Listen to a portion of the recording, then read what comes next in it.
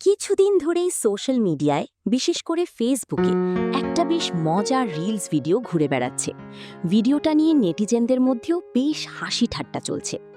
জায়গাটা জেদ্দার একটি train terminal, আর সেখানে হঠাৎ করেই ক্যামেরায় ধরা পড়েন জনপ্রিয় অভিনেত্রী পূর্ণিমা। মজার বিষয় হলো, এই ভিডিওটি অন্য কেউ নয়, পূর্ণিমা নিজেই নিজের ফেসবুক পেজে শেয়ার করেছেন।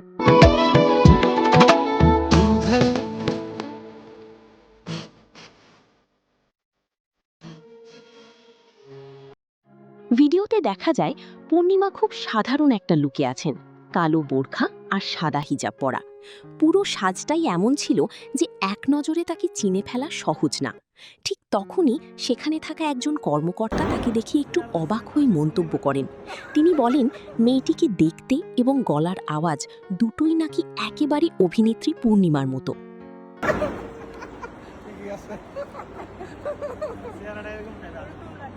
এই কথা শুনে পূর্ণিমা নিজের হাসি আর ধরে রাখতে পারেননি। হাসতে হাসতেই পুরো পরিস্থিতিটা উপভোগ করতে থাকেন। অন্যদিকে ওই ব্যক্তি তখনও দ্বিধায়, তিনি আসলেই কি পূর্ণিমাকে দেখছেন নাকি শুধু তার মতো দেখতে কাউকে। পুরো ঘটনাটাকে আরও মজার করে তুলতে পূর্ণিমাও তার সঙ্গে খেলায় মেতে ওঠেন। মজার ছলে তিনি বলেন, অনেকে তো আমাকে বলে আমি দেখতে নায়িকা পূর্ণিমার মতো। তার এই কথায় আশপাশের পরিবেশ আরও হালকা হয়ে যায়।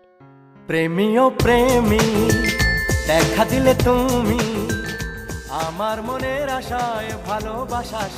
এরপর তিনি ওই ব্যক্তিকে জিজ্ঞেস করেন, তাই না বলেন, যেন তার কাছ থেকেই কনফার্মেশন নিচ্ছেন। শেষে হেসে হেসেই বলেন, আলহামদুলিল্লাহ, দোয়া করবেন। যা শুনে পুরো ঘটনাটা আরও প্রাণবন্ত হয়ে ওঠে।